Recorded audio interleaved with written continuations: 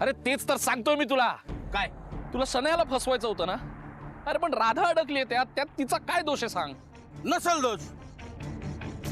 मी काय करू? मी पण अडकलो होतो ना. बॅग मी चोरली होती का?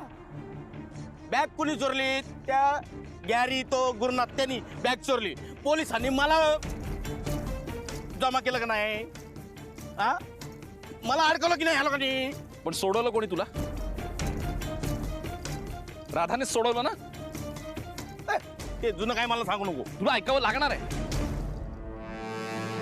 तुझ्या या अशा वागण्यामुळे ना राधिका फसली जाते हे कळतंय का तुला?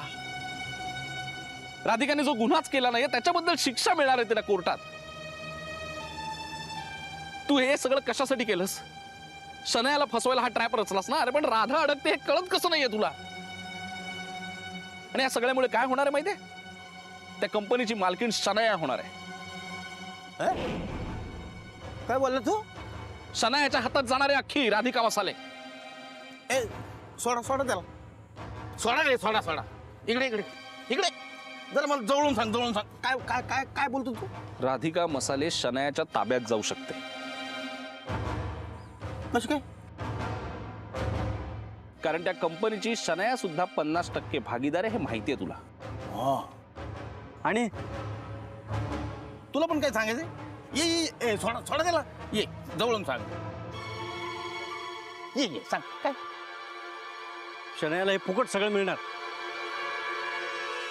तिला कंपनी चालवायची अक्कल आहे का? आणि आमच्या राधिका मॅडमला शिक्षा भोगावं लागणार. फायदा कोणाचा होणार आहे? फक्त शनयाचा. हे कळतंय? तुला गुरु आणि शनयाचं नुकसान करायचं होतं ना. पोपटराव नुकसान होत नाहीये, उलट त्या दोघांचं फावणार आहे. आणि अडकणार आहे फक्त राधिका. जरा तरी डोकं चालव ना.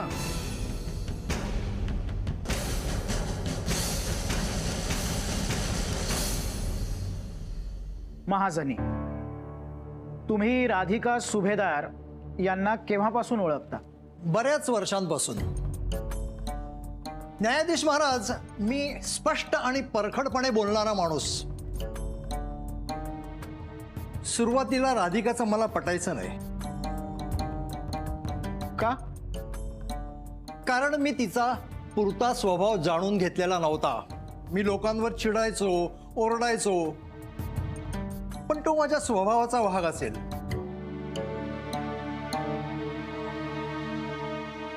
राधिकामुळे माझा राग कमी झाला. तिने मला समजावून सांगितलं की आपण जर लोकांशी नीट वागलो, त्यांच्याशी सामोपचाराने वागलो, तर लोक सुद्धा आपल्याशी सामोपचारानं वागतात, नीट वागतात. राधिका ही माझ्यासाठी इन्स्पिरेशन आहे. न्यायाधीश महाराज, मी एका वर्तमानपत्रात संपादक होतो. आज सुद्धा मी जर संपादक म्हणून कार्यरत असतो तर मी एक राधिकावरती सुंदर लेख लिहिला असता. आणि मला खात्री आहे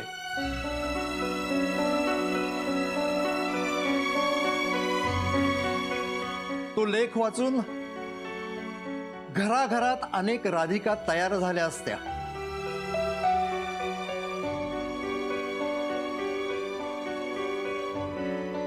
ऑब्जेक्शन मॅडम. राधिकाला ओळखणारे, तिच्या परिचयामध्ये असणारे, म्हणजे अगदी रुटीन परिचयामध्ये असणारी मंडळी इथं येऊन राधिकाचा कौतुक सोहळा सुरू असल्यासारखे इथे प्रत्येक जण येऊन तिचं कौतुक करतायत, तिच्याबद्दल छान छान बोलतायत. ते तिच्या ओळखीचे आहेत, तिच्या परिचयातली माणसं आहेत. आणि मायलॉर्ड, ह्या असल्या साक्षींनी काहीही सिद्ध होत नाही. का? अर्थ का नाहीये? सांगतो. उद्या मला जर का गुन्हेगार म्हणून कोर्टात उभं राहावं लागलं आणि माझ्या परिचयातली माणसं, माझी मित्रमंडळी साक्ष द्यायला आली, तर मिलोड माझ्याबद्दल ते चांगलंच बोलणार आहेत. इथे येऊन जितके लोक बोलून जात आहेत हे सगळे राधिकाच्या परिचयातले आहेत, रोजच्या व्यवहारातले आहेत. ते केव्हाही चांगलंच बोलणार मिलोड तिच्याबद्दल. पण यामुळे हे सिद्ध होत नाही ना की राधिकाने गुन्हा केलेला नाहीये. बाबा शांत. तू मध्ये एक शब्द बोलायचा नाही. कळलं तुला? अहो बाबा, मी कुठे काय म्हणतोय? मी तिला गप्पच करतोय ना. तू तू जरा थांबतोस का? ते ऑलरेडी टेन्शन मध्ये आहेत. असू दे ना मग टेन्शन मध्ये. आता कळलं ना दुसऱ्याशी वाईट वागलं की कसं असतं. मला नको नको ते बोलला होतात आणि मला शिक्षा देण्याचं ट्राय करत होतात. पण तसं होणार नाही ऑरेंज अंकल. शिक्षा तुमच्या सुनेलाच होणार आहे. ओके.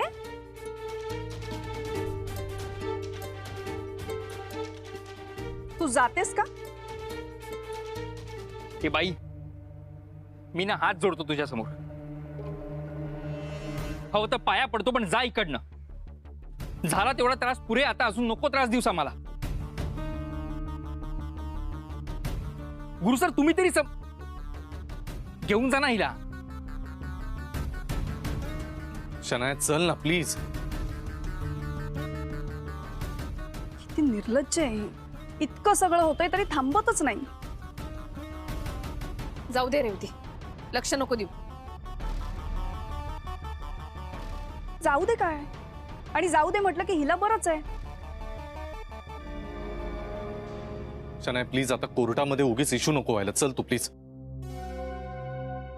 काय चल चल चल.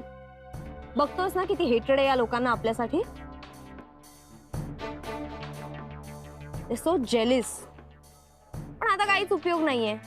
पण गॅरी, अथर्वची कस्टडी तर तुला मिळणार आहे.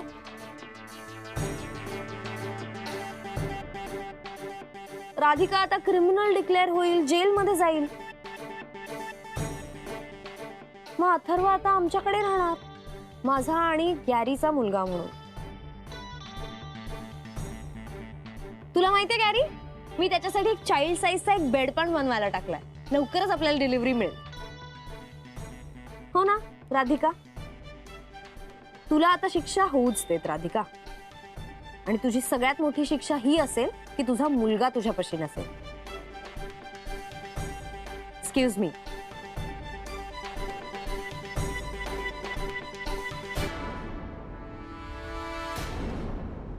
ए तू मला काय पण सांगू नको रे.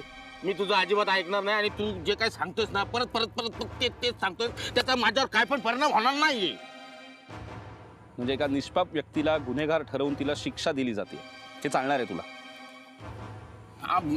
तू मला असं ते ह्याच्यात असं गुंतवणूक करू नको ना, भावनेच्या ह्याच्यामध्ये गुंतवणूक करू नको. मी काही विचार करू शकत नाही, काही होणार नाही. अरे एकदा त्या सोन्याच्या जाळ्यात मी अडकलो होतो की नाही.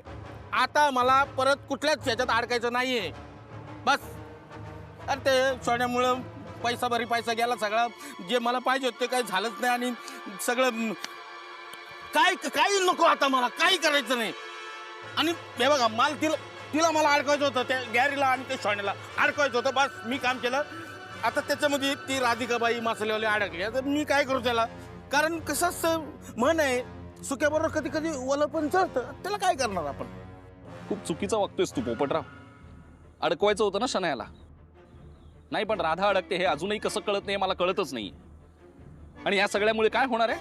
शनाया कंपनीची मालकीण होणार आहे आणि कंपनी बंद पडणार आहे. आणि एकदा कंपनी बंद झाली की काय होणार आहे? हे सगळे रघुसारखे जे गोरगरीब लोक आहेत ना, ते सगळे बेकार होणार. त्यांच्या घरात चूलही पेटणार नाही. हे चालणार आहे तुला? नाही विचार. आपण एकदा काम केलं की काम केलं, मग नंतर आपण कसाच विचार करत नाही. अरे पण परिणामांचा तर विचार कर ना. सगळ्या गरीब लोकांच्या घरात चूल पेटणार नाही, हे चालणार आहे तुला? आणि राधाना बरोबर उलट करते हे पण नाही कळत आहे तुला. राधाने काय केलं? तुमच्या या साखर गावात येऊन विकास केला ना, दत्तक घेतलं हे गाव. अरे जी व्यक्ती एक गाव दत्तक घेऊ शकते ती व्यक्ती गुन्हा करू शकते. आणि ही या तुझा शनायावर राग आहे ना, या रागामुळे झालं काय? तिकडे बिचारा त्या कंपनीमधल्या कर्मचाऱ्यांच्या पोटात विष गेलं. नुकसान त्यांचं झालं, याचंही काही वाटत नाही तुला. आणि या साखर गावाचा जहागीरदार आहेस ना तू? आहे मी. आहेस ना? मग लोकांचा विचार नाही करता येत? निदान या गावाचा तरी विचार कर. मोठेपणा कोणाकडून हवाय तुला? या पंटर लोकांकडूनच हवाय का फक्त? अरे काहीतरी चांगलं काम झालं ना तुझ्या हातून तर लोक मान देतील तुला, मोठेपणा देतील. नाही पण हे पण नकोय बहुतेक तुला. नाही पण तू कोणाचाच विचार नाही करणार, कारण तुझ्या डोक्यात फक्त शनायाला अडकवणं आहे ते सुद्धा होत नाहीये ही गोष्ट वेगळी. त्या शनयामुळे राधाचं अख्खं आयुष्य पणाला लागले हे सुद्धा कळत नाहीये तुला. थोडा तरी विचार कर पोपटराव प्लीज.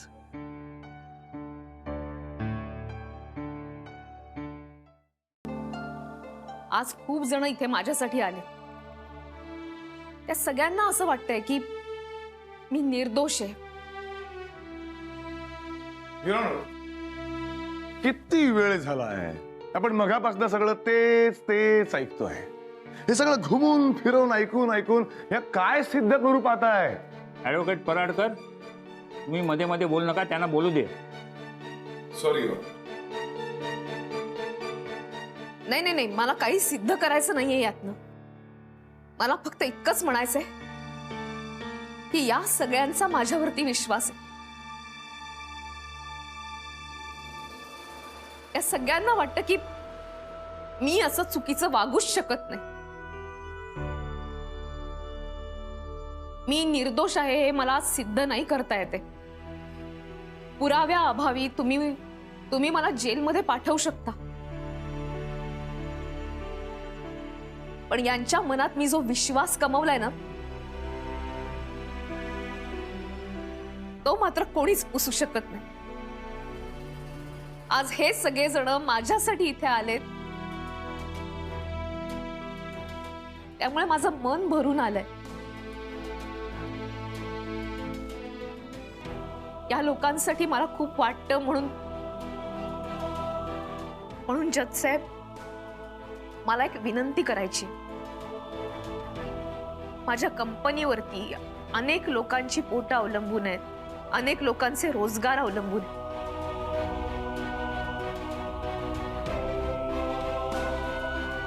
तुम्ही विचार करा. मी तुम्हाला विनंती करते, काही करा पण माझी कंपनी बंद करू नका. मी विनंती करते तुम्हाला. वाह वाह मिलॉर्ड, राधिका सुभेदार यांचा अशा पद्धतीची इमोशनल भाषणं करण्याचा अनुभव फारच तगडा दिसतोय. किंबहुना त्यांचा हातखंडाच असेल यामध्ये. म्हणूनच त्यातला इतकं निर्वाणीचं बोलल्या. पण मिलॉर्ड, हे असले इमोशनल बोलण्याने काही होत नाही, कारण कोर्टाचा कारभार चालतो तो पुरावे आणि साक्षींच्या आधारावर, आणि मग त्या सगळ्या गोष्टी न्यायदेवतेच्या तराजूत तोलल्या जातात. मिलॉर्ड, त्यांच्या कारमध्ये सापडलेली ती विषाची बाटली आणि ऑफिसमध्ये सापडलेली ती रिसीट हे दोन महत्वाचे दुवे ध्यानात ठेवावे, आणि ते ध्यानात ठेवूनच कोर्टाने योग्य तो न्याय द्यावा अशी मी कोर्टाला विनंती करतो.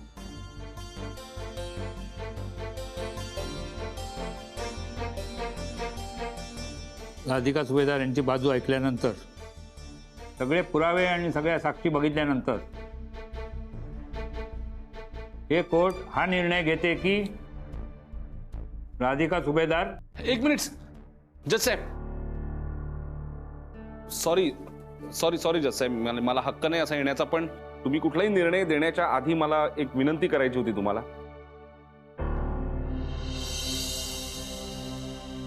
कोण आपण? सॉरी, मी सौमित्र बनहट्टी, आणि मला आत्ता इथे एक पुरावा सादर करायचा ज्याच्यामुळे या केसला एक वेगळं वळण येऊ शकतं. सो प्लीज माझी रिक्वेस्ट आहे, मला परवानगी असेल तर मी हे करू शकतो का? म्हणजे तुम्हाला काय म्हणायचंय? कसला पुरावा? पुरावा म्हणजे जज साहेब, ती एक व्यक्ती आहे आणि ती व्यक्ती काय ते खरं इथे येऊन सांगू शकते, आणि तिच्या खरं बोलण्यामुळे राधा निर्दोष हे सिद्ध होऊ शकतं. सो प्लीज माझी रिक्वेस्ट आहे की मला जर तुम्ही त्याला बोलवायची परवानगी दिलीत तर खरंच खूप बरं होईल. प्लीज सर, माझी ऑब्जेक्शन युअर ऑनर. मुळात अशी कोणी व्यक्ती नाहीये आणि आपल्याला त्या संदर्भातली कुठलीही आगाऊ कल्पना देण्यात आलेली नाहीये, तेव्हा इथे आता कुणी येणार नाहीये. एक मिनिट माय लॉर्ड, सत्याची बाजू घेतली पाहिजे हे तर कोर्टच सांगतं ना.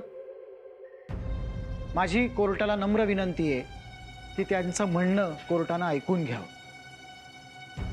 हो, कोण आहे ती व्यक्ती? थँक्यू जज साहेब. रघु,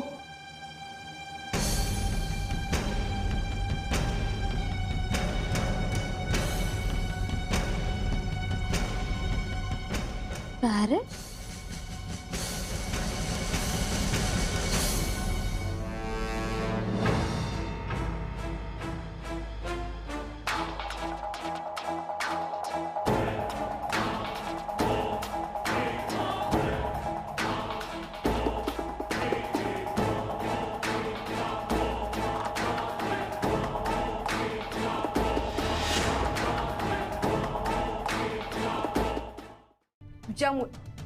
तुमच्या दोघांमुळे तो फडतूस झुंजारराव त्या वकिलाचं, दीड दमडीच्या वकिलाचं मला ऐकून घ्यावं लागलं. आता कसली पार्टनरशिप आणि कसलं काय. आली होती मोठी राधिका मसालेचं नाव बदलायला, शनाया मसाले. आता मसालाच काय, तुला साधा पाटण वरवंटा पण नाही भेटणार. एक मिनिट, मी जरा बोलू का? काय बोलणार तुम्ही? हा नाही नाही, आता काय बोलणार तुम्ही? जेव्हा बोलायचं होतं तेव्हा तोंडात मूग गिळून गप्प राहिलात. नाही, तुम्ही वेळेवर बोलला असतात ना तर त्या पोपटरावची एंट्रीच झाली नसती. अहो, पोपटराव आला नंतर, पण त्याच्या आधीपासून मी तुम्हाला विचारतच होतो ना की राधिकाचा जर याच्यामध्ये काहीच दोष नाहीये तर आपण तिला का अडकवायचा प्रयत्न करतोय? ती जर निर्दोष आहे तर ती कशी काय अडकेल ना या सगळ्यामध्ये? वा, ऐकले का साधू बाबांचे थोर विचार? मग इतके दिवस काय आम्ही दोघे टाइमपास करत होतो की काय? हे असले तुझ्या नवऱ्याचे विचार. म्हणून केस हरलोय आपण. नाही नाही, ते काय नाही. पण मॅडम ऐका ना माझं. तुमच्या दोघांच्या नादाला लागले ना मी, ती माझी चूक झाली. तुमच्या दोघांच्या पायी माझा वेळ आणि पैसा फुकट गेलाय, बरबाद झाले मी. शनया आणि गुरुनाथ, परत आयुष्यात कधी मला तुमचे थोबाड दाखवू नका, नाही तर माझ्या इतकी वाईट बाई दुसरी कोण नसल. मॅडम गॅरी यार, मला नाही बोलायचं याच्यावर, प्लीज.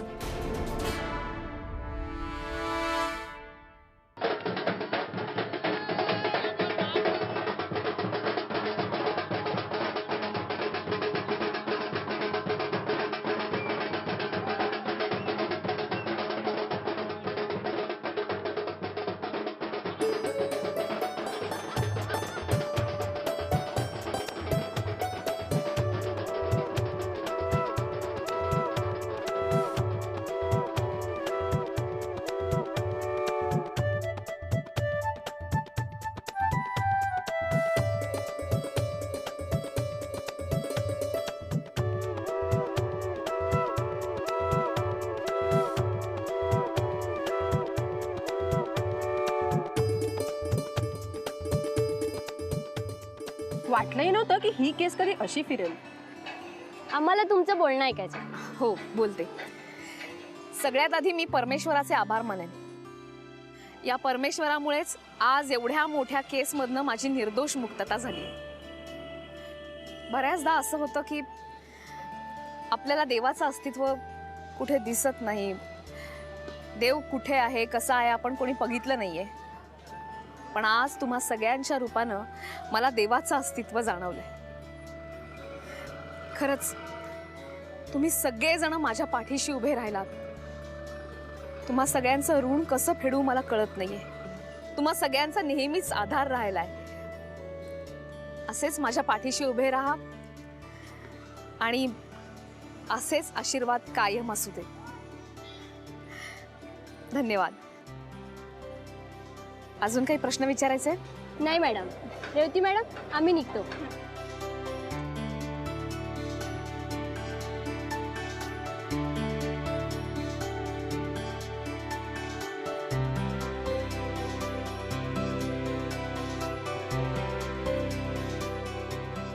चलिए वहिनीजी, आम्ही पण निघतो. घरी तर चला. नाही, घरी नाही. आधी डायरेक्टली भेटायचं ऑफिसमध्ये. चल चल चल रघु, पटकन चल चल.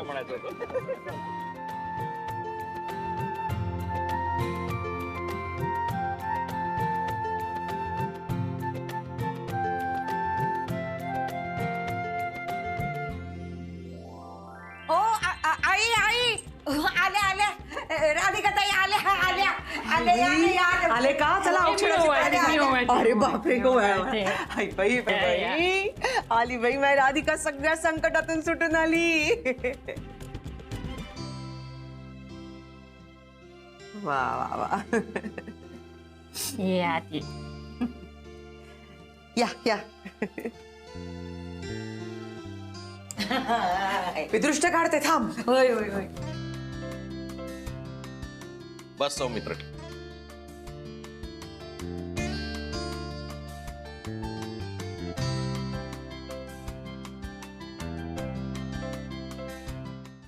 शनाय शनाय शनाय शनाय प्लीज ऐक ना ग, काय चाललंय? तू ऐकत का नाहीयेस माझं? डॅडी प्लीज आता तू मला सांगू नकोस हा, आणि काय करायचं कसं करायचं. अगं तसं नाही शनाय, पण तुला लक्षात येते ना जे काही झालंय त्याने आपली एवढी नाचक्की झाली आहे ना की ऑफिसला जाणं सोडी ते सोसायटीच्या आवारात तोंड वर घेऊन फिरणं सुद्धा आपल्याला जमणार नाहीये आणि आपण नकोच करायला. तू ऑफिसला का चाललीयस? मग काय करू तू सांग. घरी बसून राहू का? आणि फॉर हाऊ मेनी डेज? हा किती दिवस बसून राहू घरात? तसं नाही, मला काय म्हणायचंय हे बघ, तुझं ऑफिसला गेलीस ना तर ही राधिका टपूनच बसलेली असेल ना, सगळ्यांसमोर तुझा पाण उतारा करेल का? असं नाही होणार. It's not that easy. Shanaya Shanaya Shanaya ऐक ऐक ऐक प्लीज ऐक. हे बघ एक वेळ राधिकाला सोडून दे. तिथे ते हे पण असतील अगं, आनंद जेनी वगैरे सगळे स्टाफही असतील आणि ते तर काही टपूनच बसलेत राधिकाचे सपोर्टर म्हणून. ते काहीतरी बोलतील तुला. तू ऐक ना माझं. गॅरी प्लीज तू काय एवढा हायपर होतोयस? मी बघून घेईन ना. आणि तसंही मी काही चुकीचं वागलेली नाहीये. असं कसं नाही चुकीचं वागलीस तू? त्यांच्या विरोधात उभी राहिलीस म्हणजे चुकीचंच वागलीस ना. हे काय राजकारण आहे का? एखाद्या पक्षाच्या विरोधात उभं राहायचं आणि नंतर मग त्याच पक्षामध्ये जायचं? इतकं सोपं नाहीये ते. माझं ऐक ना प्लीज. कशाशी कंपॅरिझन माझ्याशी करू नकोस प्लीज. हे बघ मी कंपनीमध्ये पार्टनर आहे, मी त्यांची बॉस आहे. ते मला असं काही बोलूच शकत नाही. चल मी जाते. शनाय तिथे हे असतील अगं, मीडियावाले असतील, प्रेस असेल, पोलीस वगैरे असतील. त्यांचं काय करणार आहेस? ऐक तू माझं, उगीच रिस्क घेऊ नकोस. मग असू दे ना तिकडे प्रेस. सांगेन मी त्यांना की मी पार्टनर आहे, मी आले परत कामावर. That's it. हो, आणि अजून काय सांगणार आहेस? की राधिकाला अडकवायला मीच मदत केली होती म्हणून? कशाला होती? गॅरी तू थोडं मॅड आहेस का? तुला कळतंय का तू काय बोलतोयस ते? अख्ख्या जगाला माहितीये की पॅरेटमुळे राधिका अडकली होती. इनफॅक्ट मी पण इनोसंट होते या केसमध्ये. मलाही माहित नव्हतं पॅरेटचा हात आहे. आणि कोणी मला असे प्रश्न नाही विचारू शकत. राहिला प्रश्न पॅरेटनी मला दिलेल्या पैशांचा, पण तो माझा पर्सनल टॉपिक आहे. त्याबद्दल राधिका मसाले मधलं कोणीच मला काहीही प्रश्न विचारू शकत नाही आणि मी त्यांना आन्सरेबल पण नाही. Okay got it. जाऊ मी? शनाया ही काही ऐकत नाही माझं. आता परत काही नवी माती खाल्ली नाही ना म्हणजे मिळवली.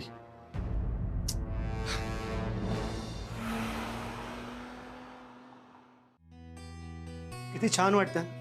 हो वहिनी, म्हणजे आजचा दिवस माझ्या आयुष्यातला सगळ्यात आनंदाचा दिवस आहे.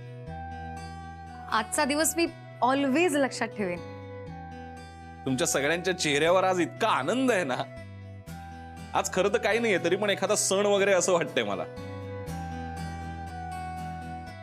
तुमची सगळ्यांची इतकी राधाला सोबत आहे ना, अशीच राहू दे. अरे सम्या आमच्या सोड. तू किती मोठी साथ दिली आहेस. नवरा म्हणून तू त्यांचा बरोबर होतास आणि ह्या सगळ्यातनं तू त्यांना बाहेर काढलेस. ए गुज्जूबाई, माझं कौतुक राहू दे रे बाबा. एवढे कौतुक कसलं करतोस? त्याच्यापेक्षा राधा महत्वाची आहे का? राधा अगं बोल ना काहीतरी.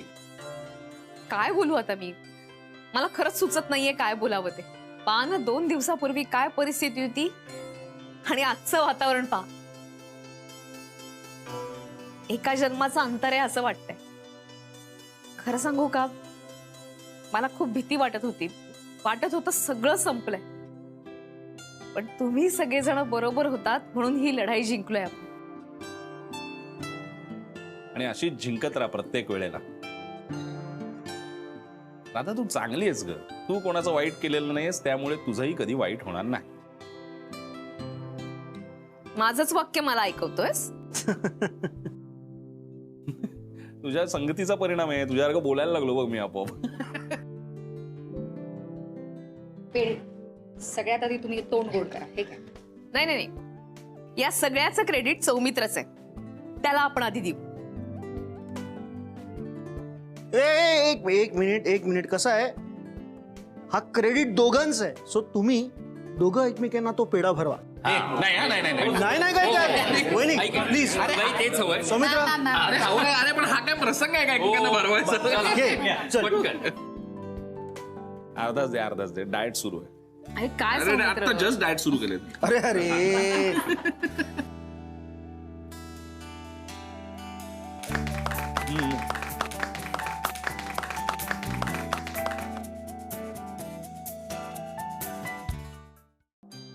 का बरं ही कशी वाटते? छान आहे पण जरा मोठी वाटते, थोडी सोबर सिंपल शोधायची का? मलाही असंच मोठी वाटली जरा. 1 मिनिट आपण जराशी आधी ही नको ही पण नको, हा रंग नको. ठीक घेतले तर ठीक आहे. बाब ही कशी वाटत आहे? चांगलं आहे. कागद चिपकवलेल्या आतमध्ये हे बरं वाटतं नाही का लग्नाचं वगैरे. तुम्हाला आवडली? हो ही बढिया वाटते. कशी? हा दामले साहेब बोला. हो नाही मी तुम्हाला सकाळी फोन केला होता आणि तुम्ही मला रिप्लाय देणार होता मुहूर्ताबद्दल. हा सांगताय का? ओके. हो होल्ड करतो. हा नागपूरचे दामले का हो? हो नागपूरचेच दामले. अगं त्यांना मुहूर्तासाठी फोन केला होता ना, ते म्हणाले या महिन्यात आहे काही मुहूर्त तर कळवतो. बाई म्हणजे तोंडावरच आलं की हो. बरं आहे की काय लवकरात लवकरचा मुहूर्त शोधूया. मग काय. हा हॅलो बोला दामले साहेब. बरं हो कळवतो. Thank you very much. का म्हणत आहे?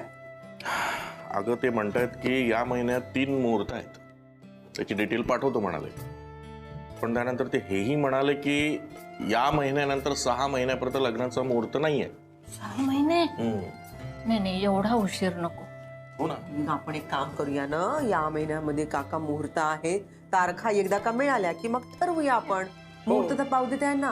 आणि एकदा आपण सौमित्र आणि राधिकाला विचारून घेऊ. ते ठीक आहे पण मुहूर्त या महिन्यातलाच बघितलेला बरा. हो मग काय. बरं मी का म्हणते, हे बघा हे डिझाईन जे आहे ना ते बाईंनी पसंत केलंय, मलाही पसंत आहे. तुम्हाला कसं वाटते पहा बरं. वा उत्तम.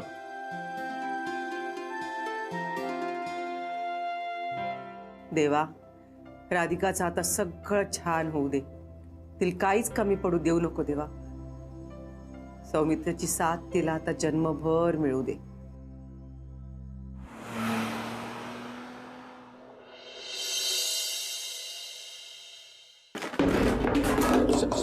राधिकाला सोडणार नाहीये कधीच. एक हे अगं तू शांत हो ना. काय झालं एवढं? ती परत काही बोलली का? तुझा काही अपमान वगैरे केला का? See look at your face.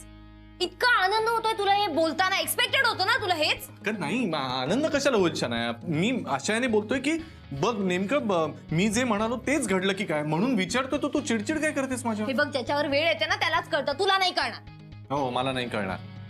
Shanaya माझ्यापेक्षा जास्त हे चांगलं कुणालाही कळू शकत नाही. माझा जेवढा अपमान झालाय त्या कंपनीत तेवढा कुणाचाही नाही झालेला. फरक एवढाच आहे की मी ज्या काही चुका केल्या ना त्याच्यातनं मी शिकलो आणि तू शिकली नाही. काही फरक बिरक नाहीये कळलं ना. आणि सारखं स्वतःचं कौतुक सांगायची गरज नाही. मी ऑलरेडी इतकी फ्राईड आहे. ओके तू शांत बस बरं. बस बरं शांत बस. किती चिडचिड करशील? काय सगळं फेकून ठेवलंस ते. मला आता सविस्तर सांग काय झालं. एकदम निवांत सविस्तर सांग काय झालं. काय होणार आहे? राधिकाने एकदम मला केबिन मध्ये बोलवलं, जी माझी केबिन आहे. बरं मग पुढे काय झालं? पुढे काय होणार? तिने फायर केलं मला. डायरेक्ट फायर केलं म्हणजे एवढंच? What do you mean by एवढंच? तिने मला सांगितलं राधिका मसाल्याची परत मी पायरी चढू शकत नाही, माझा त्या कंपनीशी काही संबंध नाही. आणि तू म्हणत एवढे. पण मी तिला असं सोडणार नाहीये गॅरी. मी इतक्यात हारच मानणार नाही.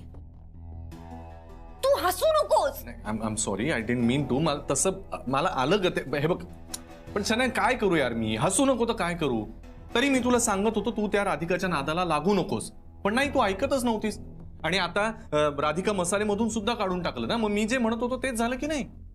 नाही हे बघ इतकं इझी नाहीये ते, कळलं ना. मी पार्टनर आहे अजून राधिका मसालेमध्ये. आणि राजवाडे आणि महाडिक पण माझ्या सोबत आहेत. काय उपयोग आहे त्या राजवाडे आणि महाडिकांचा? तू माझं ऐक. मी ठीक आहे फाईन, मी तुझं ऐकते. आणि मग काय करूया आपण दोघं? इथेच बसून राहूया. तूही काही करू नकोस, मी काही करत नाही. दोघे टीव्ही बघून पोट भरू. हा आणि मग ते तिथे जे पैसे इन्व्हेस्ट केलेत ना ते कसे परत मिळवायचे?